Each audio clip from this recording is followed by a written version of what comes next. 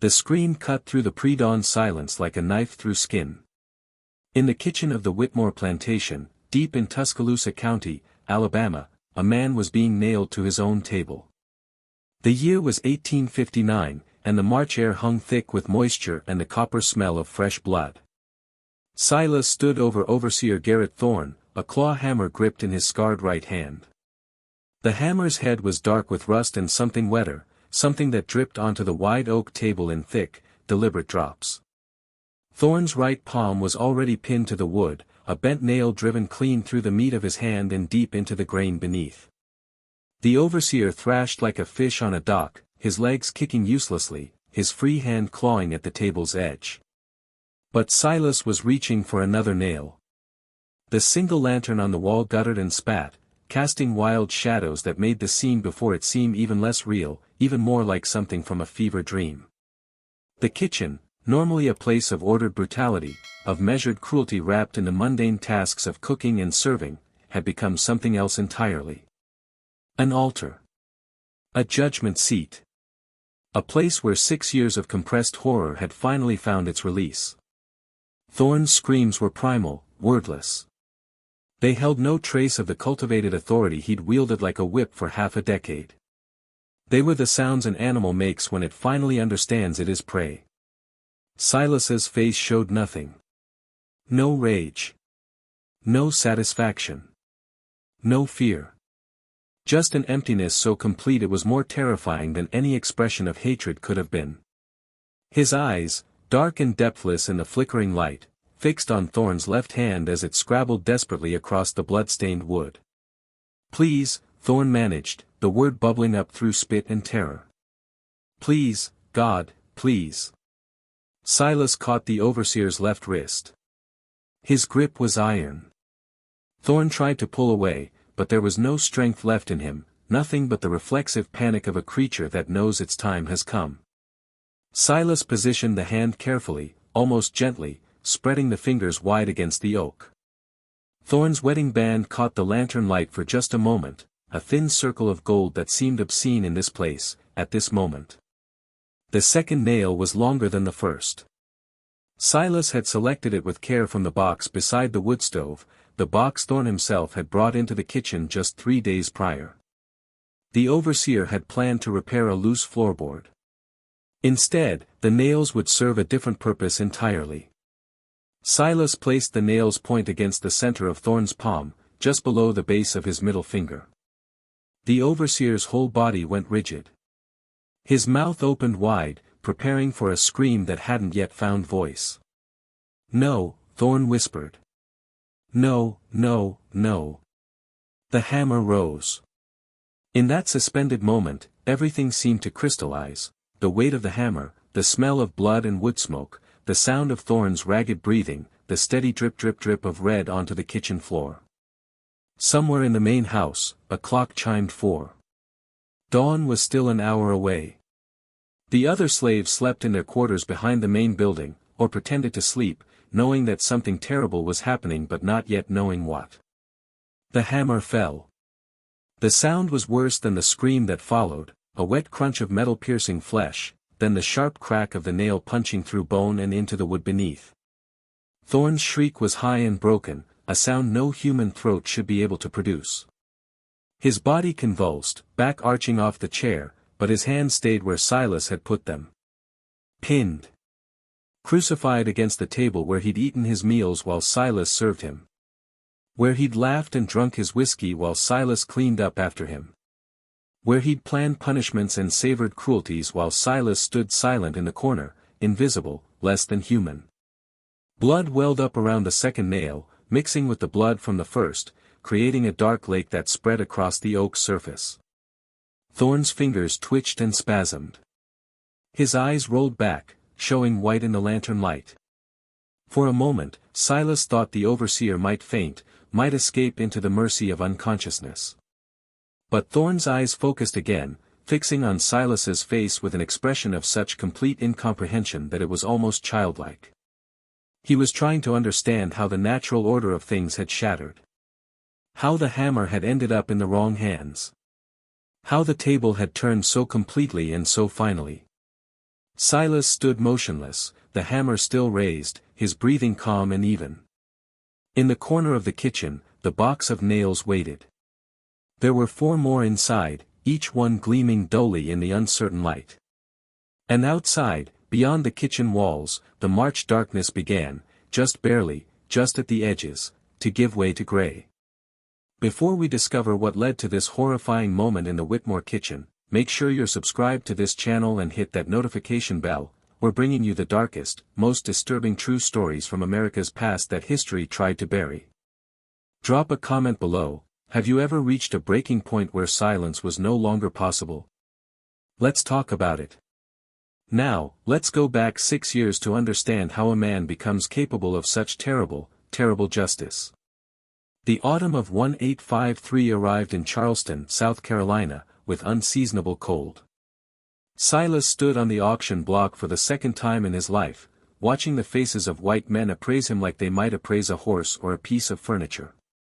He was 26 years old, and everything he'd known had just been sold out from under him. His previous owner, a widow named Mrs. Catherine Brennan, had died 3 months prior. Her children, grown and scattered to Boston and Philadelphia, had no interest in maintaining her household. The estate was liquidated. The furniture went to dealers. The silver went to relatives. And Silas, who'd served Mrs. Brennan for 8 years, who'd prepared her meals and managed her kitchen with quiet competence, went to the highest bidder. Colonel Edmund Whitmore paid $850 for him. A good price. High enough to suggest value, but not so high as to suggest anything extraordinary. Silas had skills, he could read a recipe, manage provisions, cook for large gatherings, but he wasn't field strong, wasn't built for cotton or tobacco. He was a house slave, and house slaves occupied a strange middle space in the economy of human flesh. The journey to Alabama took 5 days. Silas rode in a wagon with 3 other purchases, 2 field hands and a girl of 15 who would work in the laundry. None of them spoke much. There was nothing to say. Their lives had ended in Charleston and would begin again, if you could call it beginning, in Tuscaloosa County, on a plantation they'd never seen, under the authority of people who'd already decided what they were worth. The Whitmore estate sprawled across 600 acres of Alabama soil, red clay and cotton fields stretching to a horizon line that shimmered in the heat. The main house was Greek Revival, all white columns and false grandeur, the kind of building that announced its owner's aspirations to anyone who passed. Behind it stood the kitchen building, a separate structure connected to the main house by a covered walkway. This was where Silas would spend most of his waking hours for the next 6 years. The kitchen was larger than Mrs. Brennan's had been, equipped with a massive wood stove, a brick oven, and a butcher's table made of thick oak. The windows faced east, catching the morning sun, and by afternoon the room became an oven itself, trapping heat and smoke until the air felt thick enough to drown in. Silas met Garrett Thorne on his second day at Whitmore Plantation. The overseer was 38 years old, lean and weathered, with pale blue eyes that never seemed to blink. He'd come from North Carolina 5 years prior, hired by Colonel Whitmore to manage the house staff and maintain order in the domestic sphere while the field overseer handled the cotton operations. Thorne had a reputation. The other slaves whispered about it in the brief moments when they thought no one could hear. He was cruel, but his cruelty was specific. Calculated. He didn't rage or strike randomly like some overseers did. Instead, he studied his victims, found the places where they were most vulnerable, and applied pressure there with surgical precision. He seemed to take particular pleasure in breaking house slaves, the ones who'd been taught to hope for something marginally better than field work, who'd been allowed to develop small dignities that could then be systematically stripped away. On that second morning, Thorne entered the kitchen while Silas was preparing breakfast for the main house. Eggs, ham, biscuits, preserves. The kind of meal Silas had made 1,000 times before. He worked efficiently, his hands moving through the familiar motions, trying not to draw attention to himself. "You," Thorne said. His voice was flat, devoid of inflection. "What's your name?" "Silas, sir." "Silas what?" There was no what. Slaves didn't have last names, not really. Some took the surnames of their owners, but Silas had belonged to too many people for that to mean anything anymore. Just Silas, sir.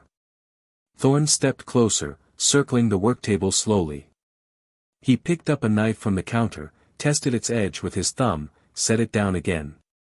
The gesture was casual, but everything about it felt like a threat.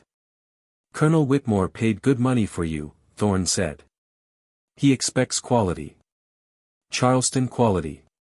You understand? Yes, sir. Show me your hands. Silas hesitated for just a moment, long enough for Thorne's eyes to narrow, then held out his hands, palms up. They were workers' hands, scarred from years of kitchen labor, but strong and capable. The hands of a man who took pride in his skill, even if that skill belonged to someone else. Thorne grabbed Silas's right wrist, his grip sudden and vice-tight. He examined the hand closely, turning it over, pressing his thumb into the calluses, bending the fingers back until they strained against their joints. Silas kept his face blank, refusing to show pain. These are good hands, Thorne said finally. Be a shame if something happened to them. He released Silas's wrist with a slight push, a gesture of dismissal and dominance combined. Then he reached past Silas to the stove, where a cast-iron skillet sat heating for the eggs. Without warning, without any change in his expression, Thorne grabbed Silas's left hand and pressed it flat against the skillet's rim. The pain was instantaneous, white-hot. Silas jerked back, biting down hard on the inside of his cheek to keep from crying out. The smell of burnt flesh rose between them, sharp and nauseating. Thorne's face remained completely neutral. That's for hesitating when I gave you an order, he said. Don't hesitate again. He left the kitchen without another word, his boots echoing on the wooden floor, the door swinging shut behind him with a gentle click that somehow felt more ominous than if he'd slammed it. Silas stood alone, his left hand throbbing, already blistering. Around him, the breakfast continued cooking. The eggs needed turning. The biscuits needed checking. The colonel would be awake soon, expecting his meal prepared to perfection. Silas wrapped his burned hand in a damp cloth and returned to work. There was nothing else to do. Nowhere to go. No one to tell who would care or could help. This was his life now. This kitchen. This overseer. This daily negotiation with pain and humiliation. But as he cracked eggs into the hot skillet, as he watched them sizzle and set, something small and hard began forming in the deepest part of him. Not hope, hope was too fragile, too vulnerable. Something else. Something that would take 6 more years to fully crystallize. Something that would eventually require a hammer and nails to express. Outside the kitchen windows, Alabama stretched vast and indifferent under a sky so blue it hurt to look at. Somewhere in the fields, slaves were already at work, their songs drifting faint on the morning air. In the main house, Colonel Whitmore was waking, unaware that he'd just brought something dangerous into his home. And in the kitchen, Silas learned the first lesson of his new life. Garrett Thorne's cruelty had a particular focus. He was breaking Silas's hands.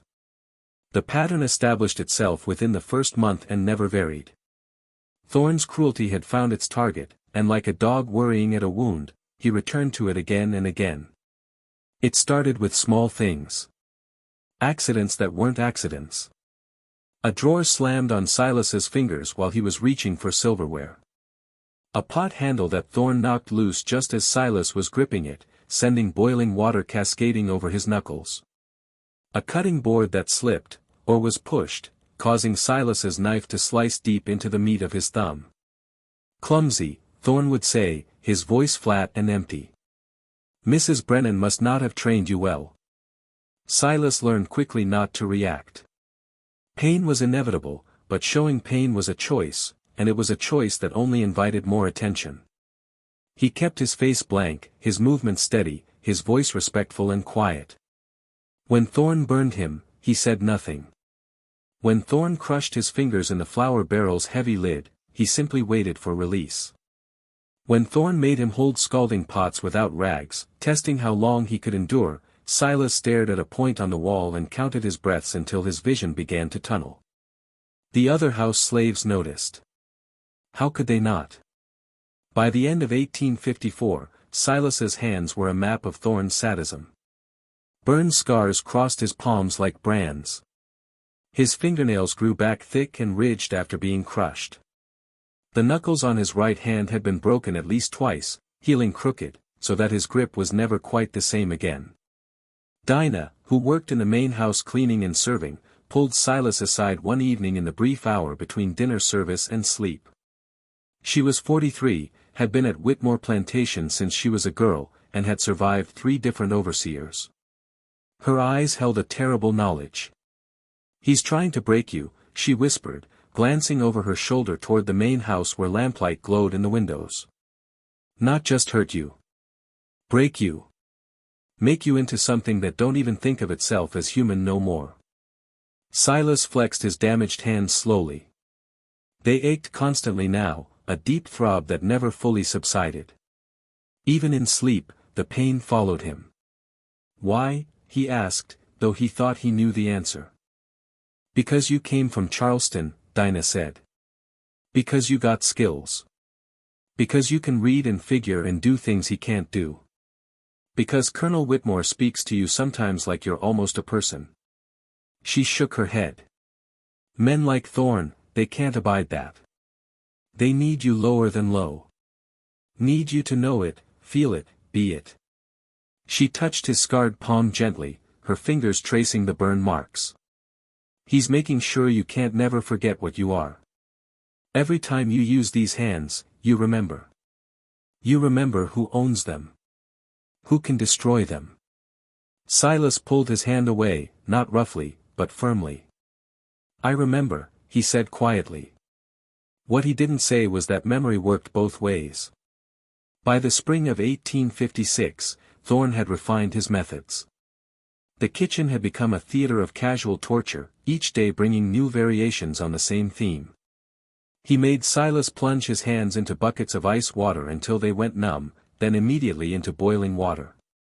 He forced him to scrub the brick oven's interior while it was still hot from baking, the skin on his palms blistering and peeling.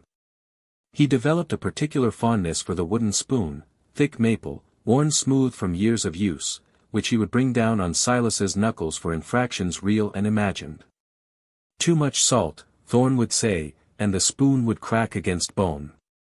"Too little salt," Thorne would say the next day, preparing the same dish, and the spoon would fall again. The worst part wasn't the pain itself. Pain, Silas had learned, could be endured.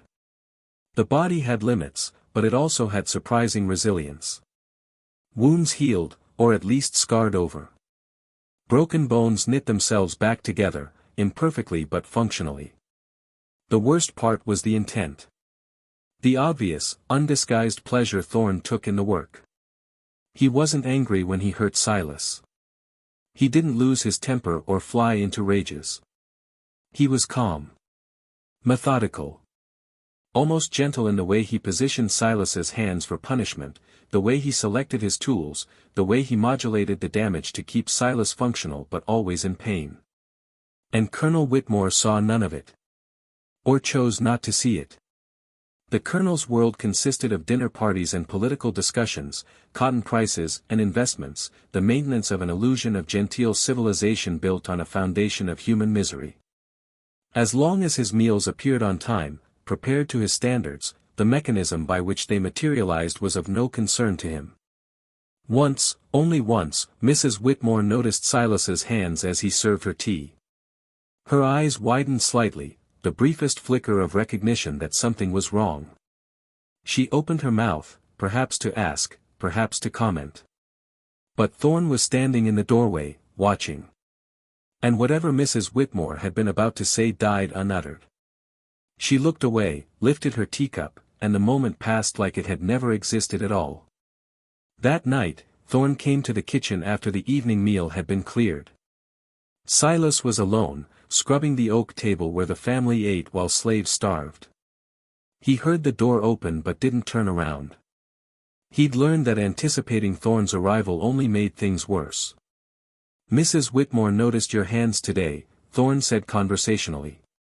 He moved to the stove, picked up the poker used for adjusting the wood, tested its weight. "That concerns me. It suggests you're not being careful enough. Not keeping your injuries discreet." Silas said nothing. His hands moved in steady circles across the table's surface, the rag in his grip already soaked through with dirty water.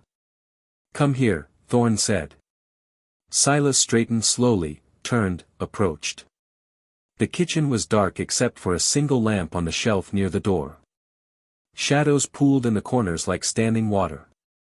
Through the window, he could see the quarters where the other slaves slept, could see the distant glow of fires burning low, could see stars scattered across the Alabama sky with a carelessness that felt almost insulting.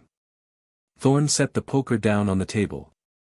Then he reached into his pocket and withdrew something small, a piece of hardtack, the rough biscuit given to slaves as their daily ration. He placed it on the table in front of Silas. "You're hungry," he said. It wasn't a question. Slaves were always hungry. The rations were carefully calculated to keep them alive and working, but never satisfied, never comfortable. "Go ahead. Eat." Silas looked at the hardtack, then at Thorne's face. The overseer's expression was expectant, waiting. It was a trap. Everything with Thorne was a trap. "Eat," Thorne repeated, his voice hardening slightly. Silas reached for the biscuit. As his fingers closed around it, Thorne's hand flashed out, grabbing Silas's wrist and slamming his palm flat against the table. With his other hand, Thorne brought the heavy poker down on Silas's fingers. The crack of iron against bone echoed in the small kitchen. Silas's vision whited out for a moment, pain so intense it transcended sensation and became something else entirely, a dissolution of self, a moment where he ceased to exist as anything but agony. When his vision cleared, Thorne was leaning close, his face inches from Silas's own. His breath smelled of whiskey and tobacco. His pale eyes reflected the lamplight like a dog's eyes reflect flame. "That's for being clumsy enough to let Mrs. Whitmore see," he said softly. "Keep your damage hidden. If she asks about your hands again, I'll take a finger. Understand?" "Yes, sir," Silas whispered through clenched teeth. Thorne released him and straightened, brushing imaginary dust from his jacket.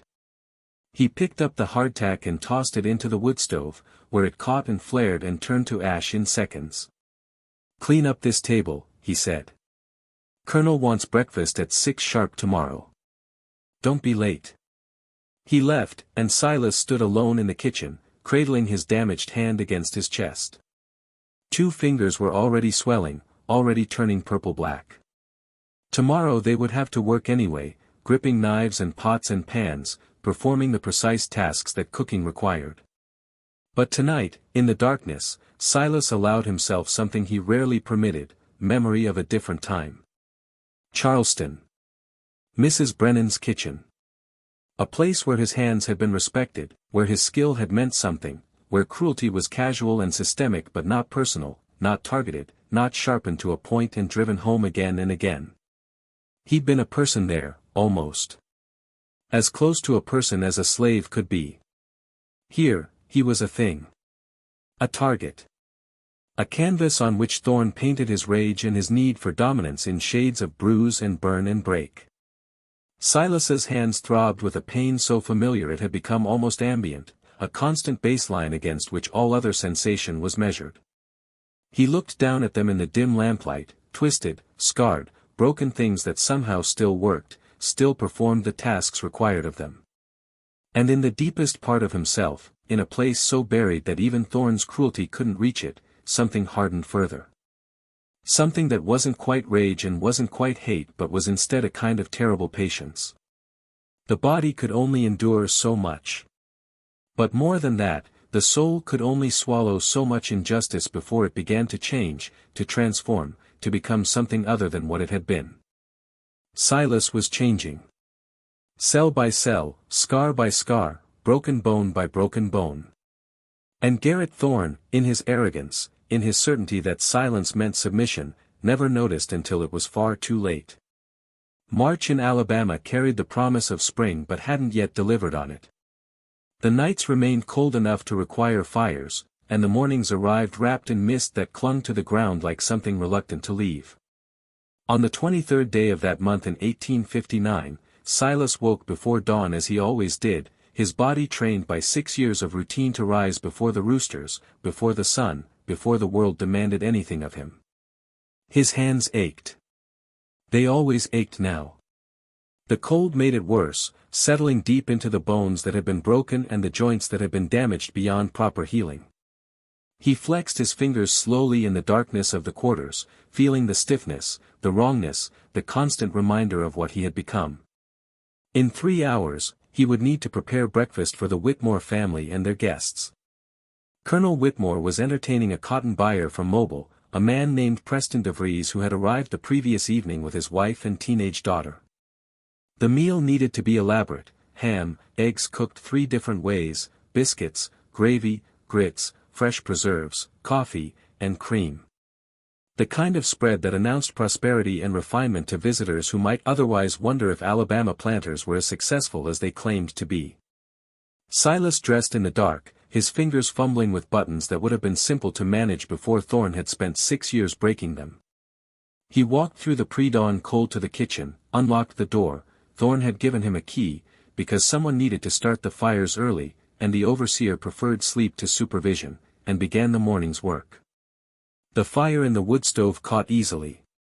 Silas had laid it the night before, dry kindling and split oak arranged for maximum efficiency. While the stove heated, he retrieved eggs from the springhouse, ham from the smokehouse, flour and salt and butter from the pantry. His hands moved through tasks they'd performed 1,000 times, muscle memory compensating for damaged joints and scarred tissue. He was slicing the ham when Thorne arrived. The overseer entered without knocking, without announcement, his boots loud on the kitchen floor.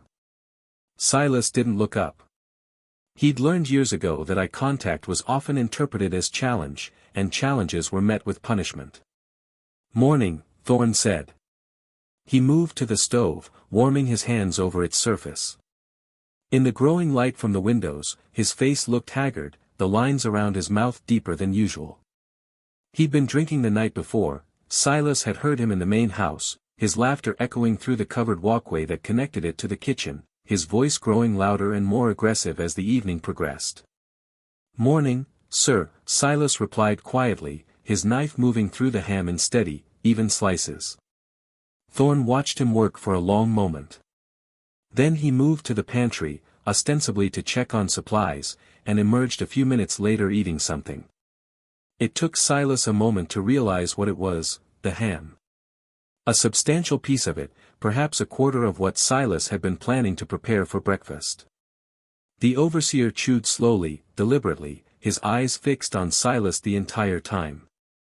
When he finished, he wiped his mouth with the back of his hand and smiled, an expression so devoid of warmth it was more threat than anything else. "Good ham," Thorne said. "You prepare it well." "Thank you, sir.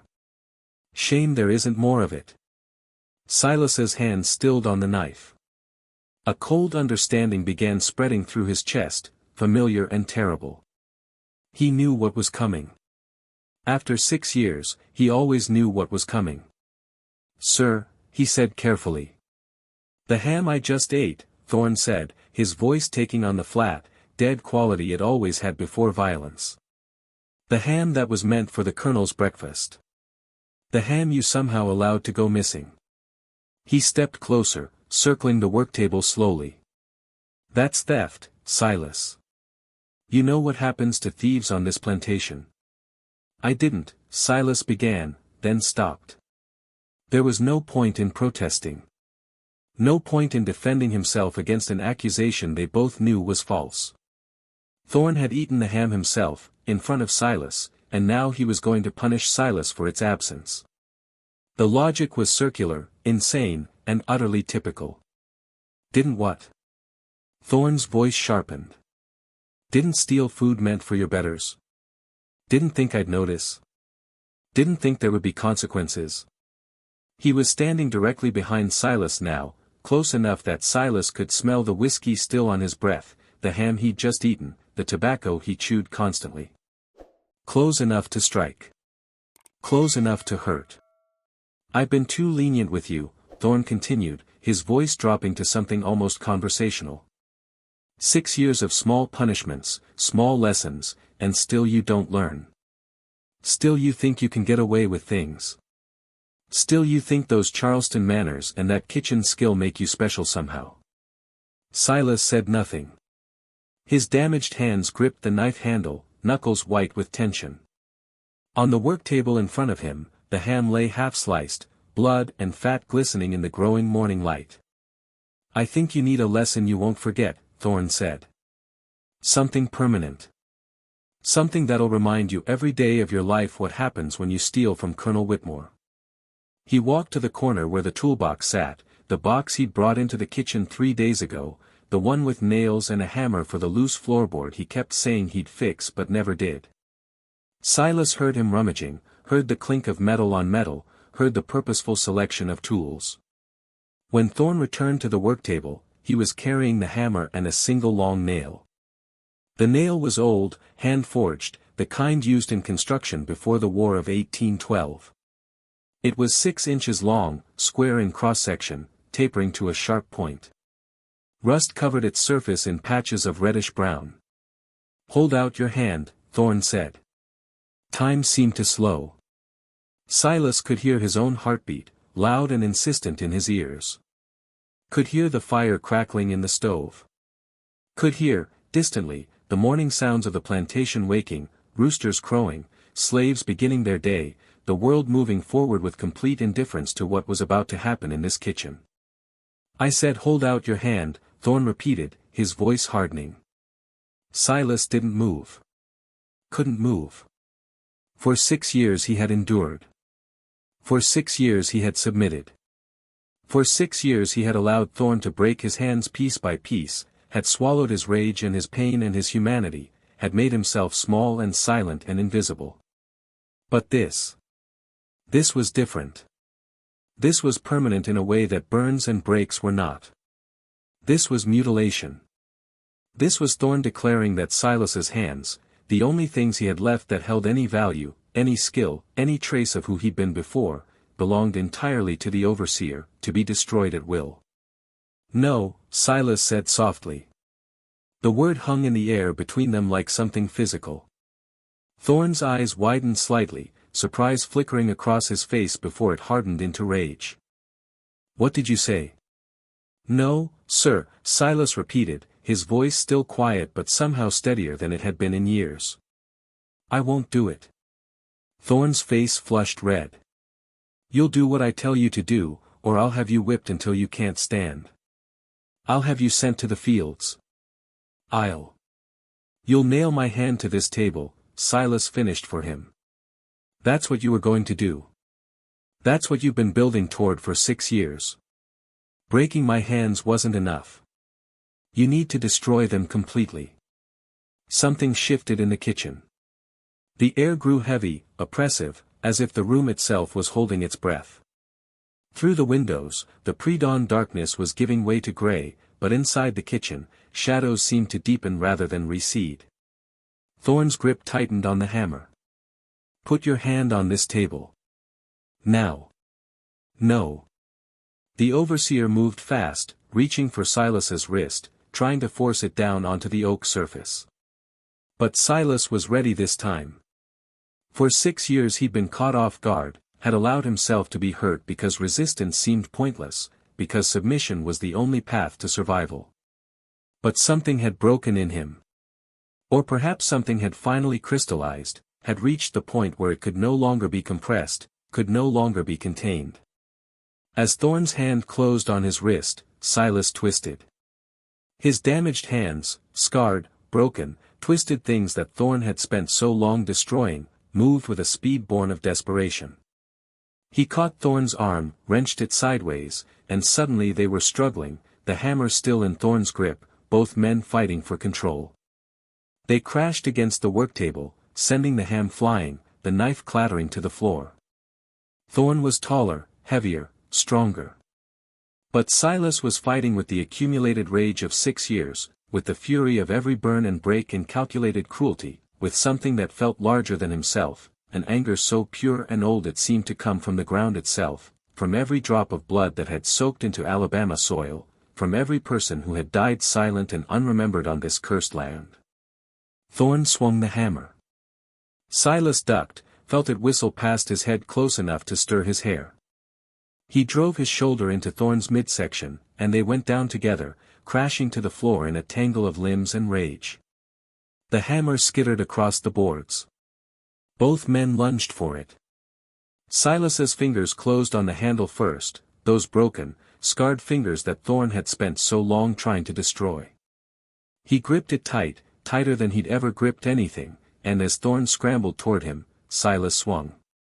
The hammer's head caught Thorne in the temple with a sound like an axe hitting green wood. The overseer fell sideways, his body going limp, blood already welling from the wound.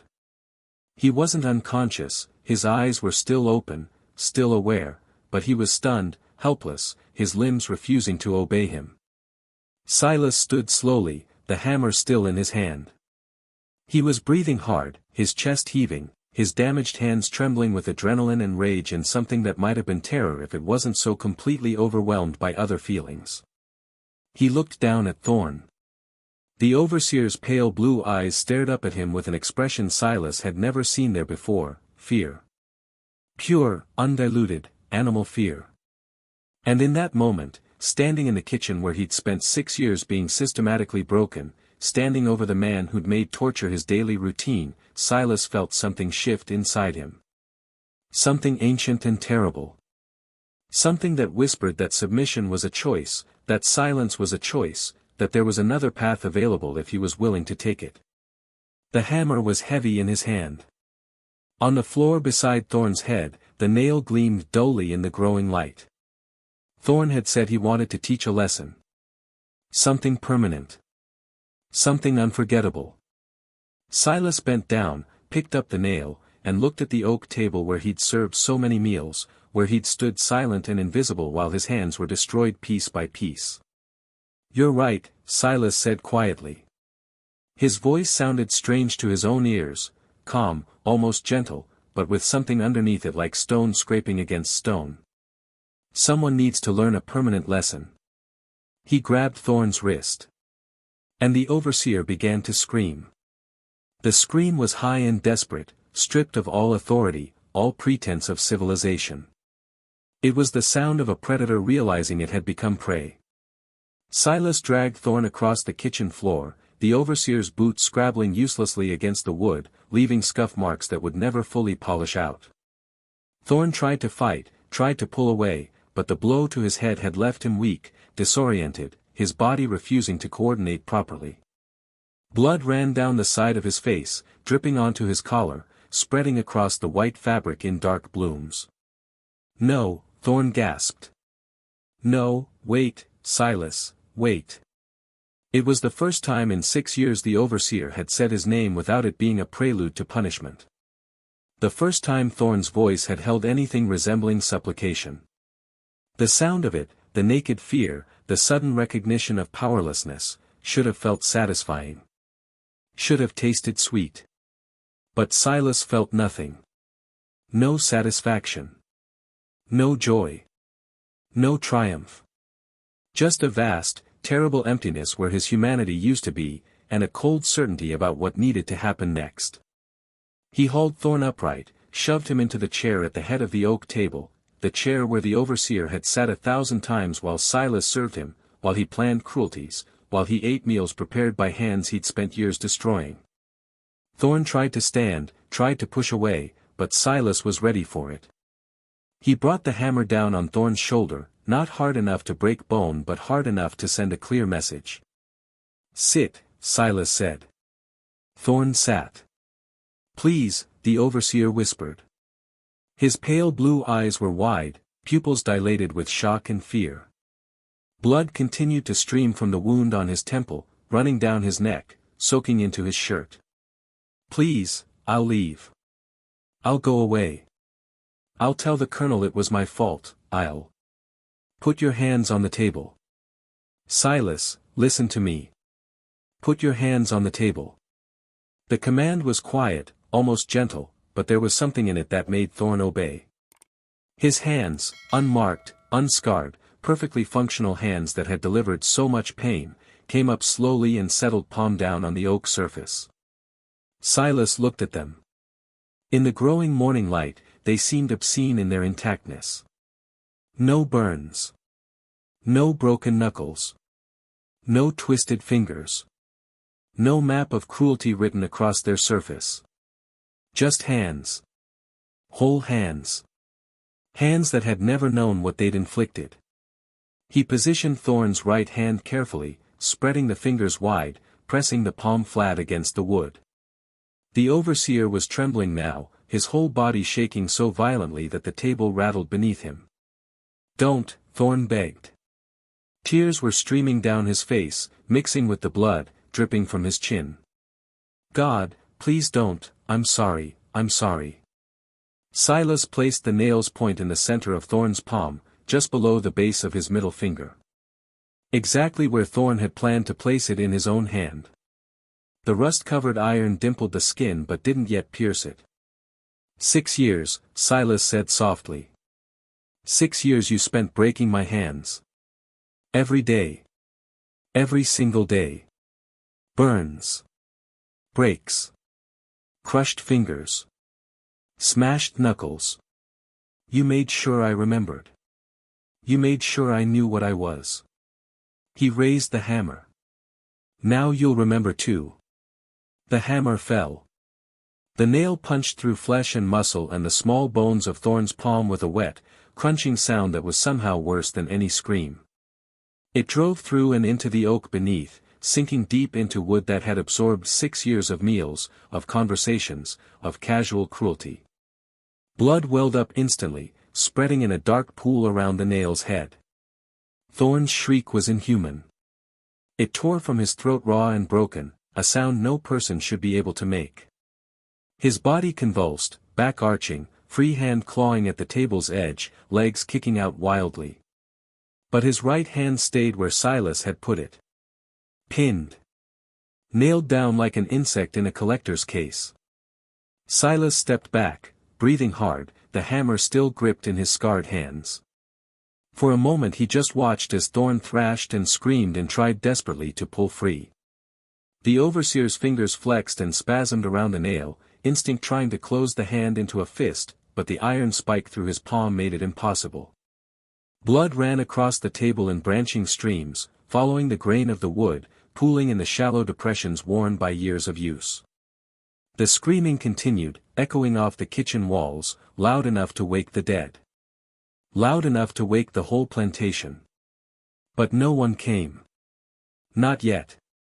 The kitchen was separate from the main house, and the slave quarters were deliberately positioned far enough away that the sounds of punishment wouldn't disturb the white family's rest. Thorne himself had ordered it that way, had insisted on the isolation, had wanted a place where he could work without witnesses. Now that isolation served a different purpose. Silas walked slowly around the table, the hammer hanging loose in his right hand. Thorne's eyes followed him, wild with pain and terror, pleading wordlessly for mercy that would not come. "Your left hand," Silas said. "No," Thorne gasped. "No, please, God, no. Put it on the table." I can't." Silas reached down and grabbed Thorne's left wrist. The overseer tried to resist, tried to keep his arm tucked against his body, but he was weak from shock and pain and blood loss. Silas pulled the hand forward easily, almost gently, and positioned it on the table beside the first. He spread the fingers wide, pressing the palm flat. Thorne was sobbing now, his face twisted in anguish, snot and tears and blood mixing together on his chin. "Why?" he managed. "Why are you doing this?" Silas selected another nail from the box beside the stove. This one was slightly longer than the first, its point sharper. He placed it carefully against Thorne's left palm, positioning it with the same precision Thorne had used when inflicting pain, when calculating exactly how much damage to do without destroying completely. "You asked me why," Silas said quietly. You spent 6 years breaking my hands and you need to ask why. He raised the hammer. This is why. The second nail went through cleaner than the first, the sharp point piercing the skin with almost surgical precision before hitting the wood beneath. Silas drove it home with 3 solid blows, each one accompanied by a shriek from Thorne that seemed to tear something fundamental in the air itself. Both of the overseer's hands were now nailed to the table, pinned like specimens, helpless and exposed. Blood ran freely from both wounds, creating a lake that spread across the oak's surface, dripping over the edges, pooling on the floor beneath. Thorne had stopped screaming. Now he was making smaller sounds, whimpers and gasps and broken attempts at words that never fully formed. His face had gone gray-white, the color of old ashes. Shock was setting in, the body's attempt to protect itself from unbearable trauma. Silas stood over him, looking down at the work he'd done. His own hands, scarred, broken, twisted, still gripped the hammer. They were steady now. No trembling. No hesitation. Whatever line he'd crossed in his soul, he'd crossed it completely. You wanted to teach me a lesson about theft, Silas said, his voice eerily calm in the sudden quiet. You wanted to nail my hand to this table so I'd remember. So I'd never forget what I was. What I am. He leaned down until his face was level with Thorne's, until they were eye to eye, until there was nowhere for the overseer to look except directly into the eyes of the man he'd spent 6 years trying to destroy. But you're the thief, Silas continued softly. You stole 6 years of my life. You stole my hands. You stole any chance I had to be anything more than what you made me.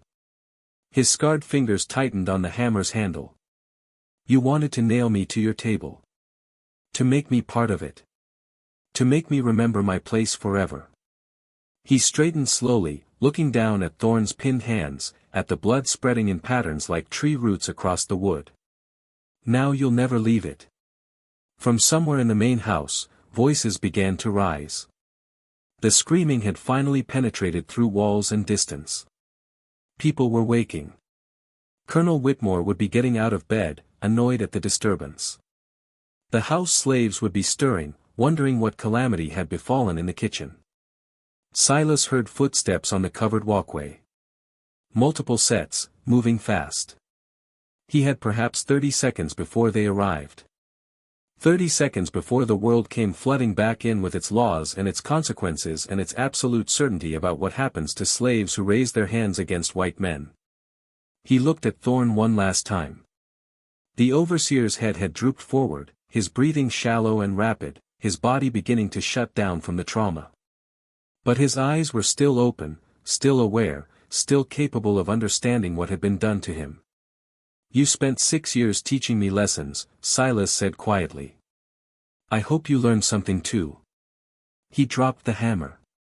It clattered onto the table beside Thorne's pinned hands, the sound sharp and final in the kitchen's heavy air. Then he turned and walked to the door, his damaged hands hanging at his sides, blood, Thorne's blood, spattered across his clothes, across his face, across everything.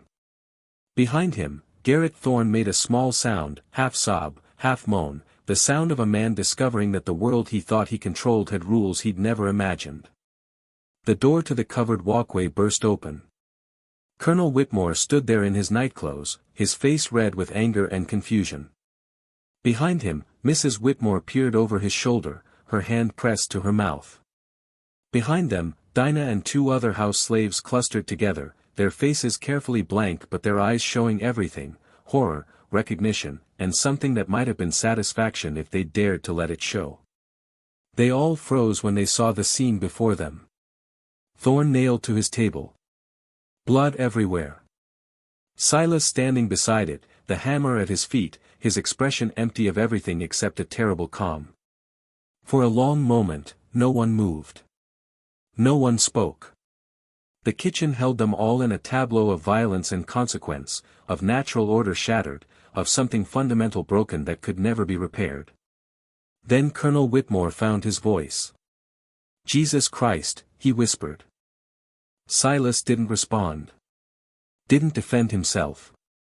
Didn't explain. There was nothing to say that the scene didn't already speak more clearly than words ever could. He walked forward, past the colonel, past Mrs. Whitmore with her shocked white face, past Dinah whose eyes met his for just a moment with an expression he couldn't quite read. He walked through the covered walkway, across the yard where morning was breaking over Alabama in shades of gold and pink, through the gap in the fence that separated the white world from the slave quarters. Behind him, chaos erupted. Shouts for help. Someone running to get the doctor. Thorne's renewed screaming as someone tried to assess his injuries. The sound of the plantation machinery grinding back to life, trying to process what had happened, trying to determine how to respond to a crime so absolute, so final, that it seemed to exist outside the usual categories of transgression. But Silas heard none of it. He was already moving toward the woods that bordered the eastern edge of the property, moving with purpose, with certainty, with nothing left to lose. The sun broke over the horizon as he reached the tree line.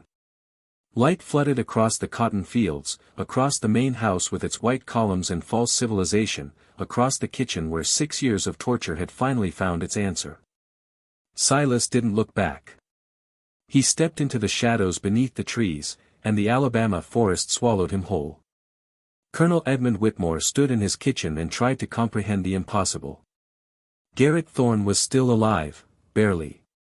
The doctor from town had been summoned at first light, arriving with his leather bag and his practiced air of professional detachment that crumbled the moment he saw what waited for him. 2 nails driven through human flesh and deep into oak. Blood soaked into the table's grain, into the floorboards beneath, into the very foundation of the kitchen itself.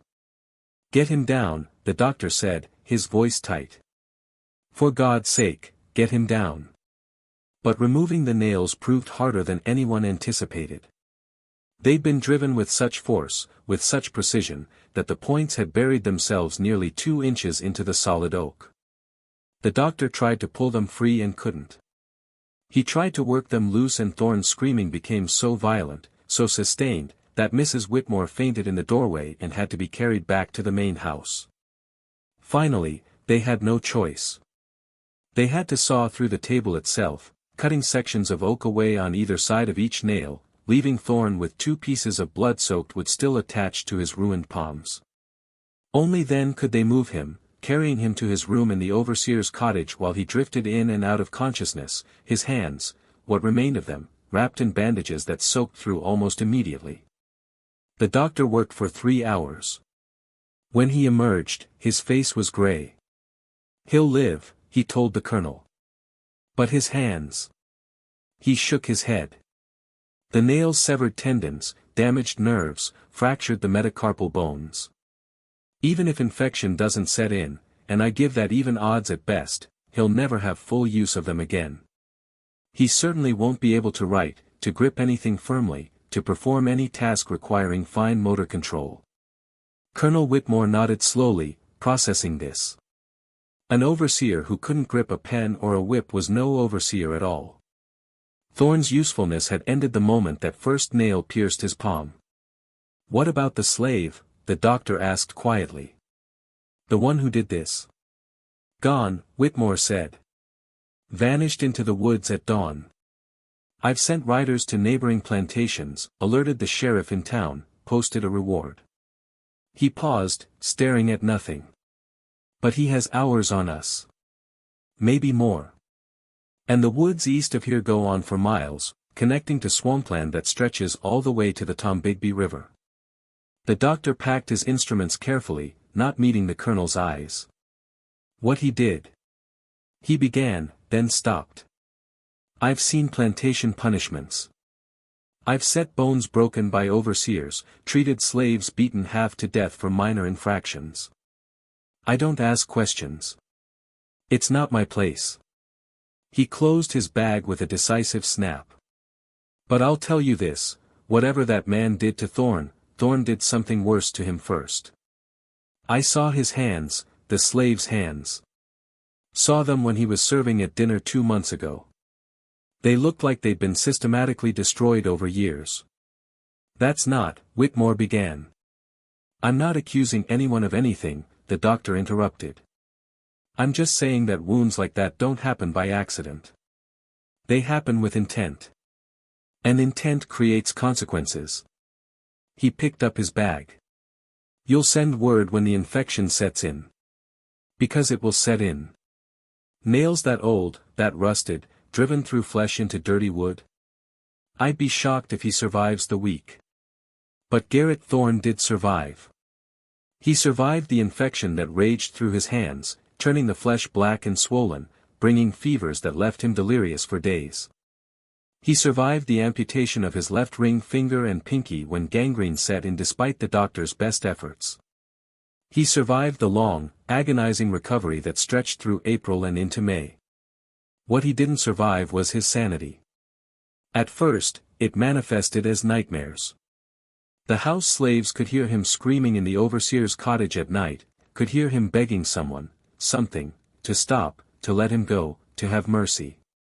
During the day, he sat in his room staring at his bandaged hands, whispering to himself in a constant, low murmur that no one could quite make out. Dinah, bringing him food he wouldn't eat, heard fragments.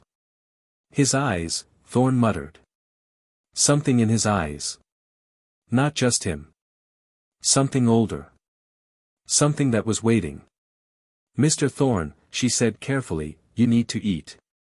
You need to keep your strength. He looked at her then, and his pale blue eyes were changed, hollowed out, filled with something that looked like permanent terror. It wasn't human, he whispered. What looked out of him at the end? When he picked up that hammer. When he smiled. Thorne's ruined hands trembled in their bandages. The ground is cursed here. Soaked with blood and rage and all the things we pretended weren't happening. And something answered. Something old and angry and patient. It waited until it found the right vessel, and then. He trailed off, his gaze returning to his hands. Dinah left the food and retreated quickly, crossing herself despite knowing the gesture would mean punishment if caught. But everyone was too distracted to notice. The entire plantation felt different now, felt wrong in ways that had nothing to do with the missing slave or the wounded overseer. By June, Garrett Thorne left Whitmore Plantation. He didn't resign so much as flee, leaving in the middle of the night with only what he could carry in a single bag, his ruined hands still bandaged, his face gaunt and haunted. Colonel Whitmore never saw him again, though rumors filtered back occasionally. Thorne had gone to Mobile, then to New Orleans, then to somewhere in Texas. He lived on charity and odd jobs he could perform with damaged hands. He drank heavily. He spoke to anyone who would listen about cursed ground and ancestral rage and something that had looked at him from a slave's eyes and shown him what judgment felt like. Most people dismissed him as mad. Some, particularly those who'd worked on plantations, who'd seen what happened in places where human beings were ground into property, wondered if maybe he'd seen something true. He died in 1863, during the war, of pneumonia and alcohol poisoning.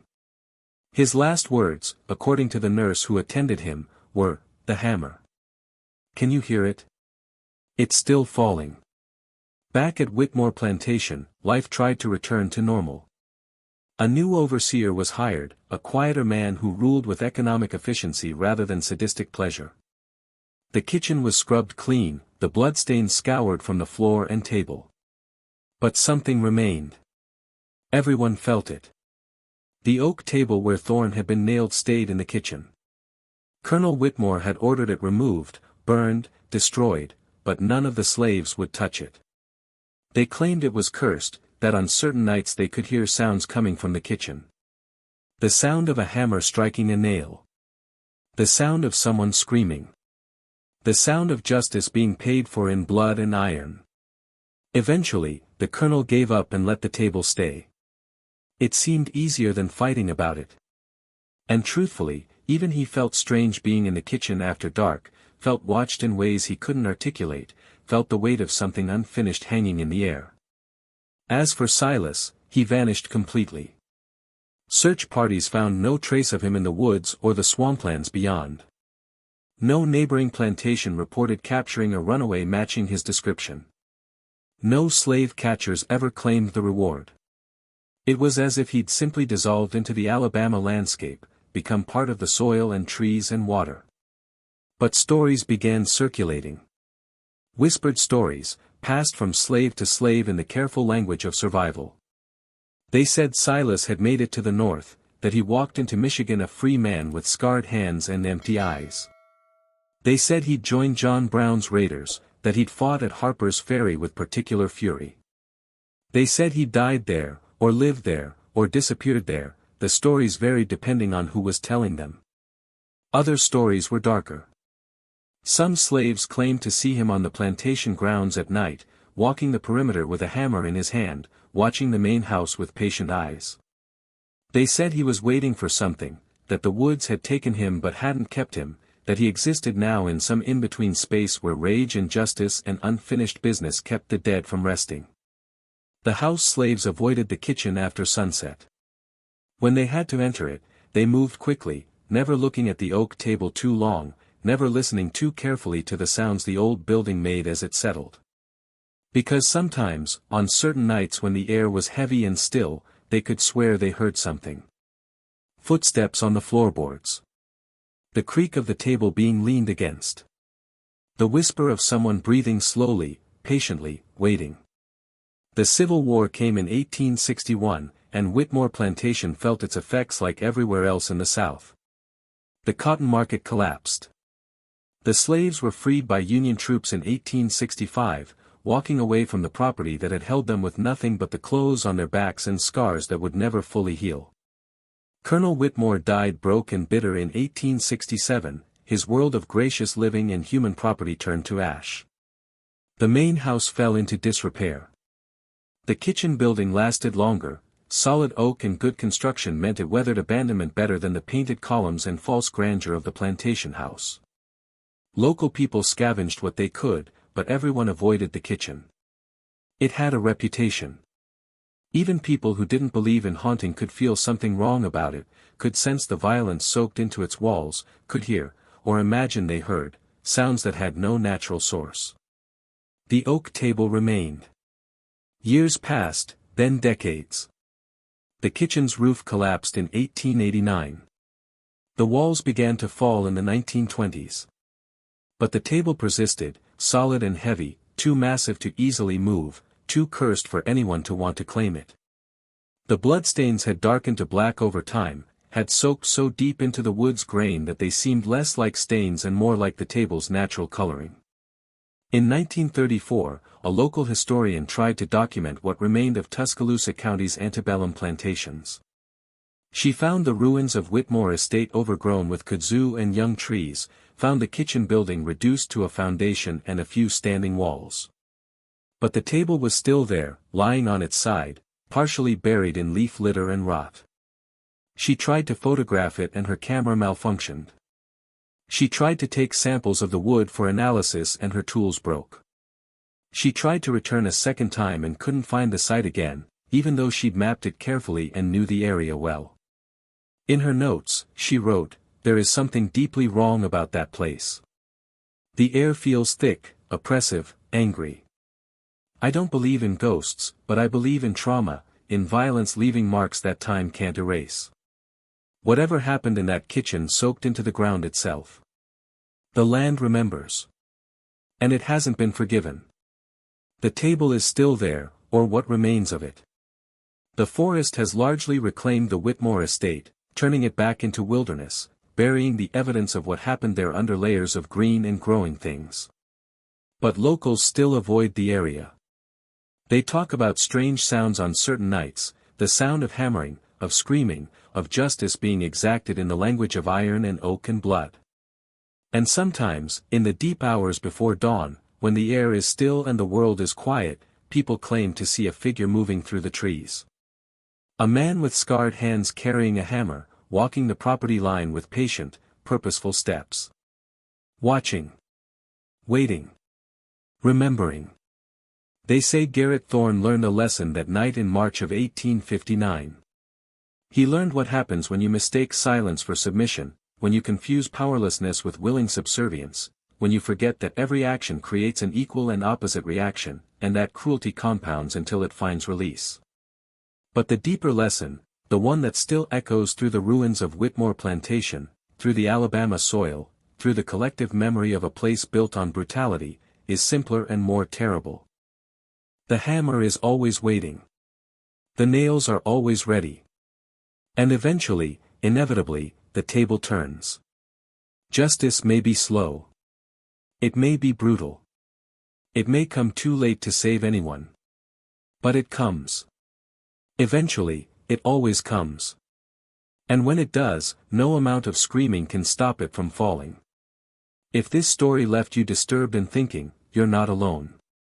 This is the kind of historical horror they don't teach in schools, the real darkness that lurked in America's past. Make sure you're subscribed so you never miss another story from the shadows of history. Drop a comment and tell me, what historical horror story should we uncover next? And remember, the past isn't dead. It's not even past. It's still waiting, still watching, still demanding that we remember what was done in the darkness. Thanks for watching, and I'll see you in the next one, if you dare.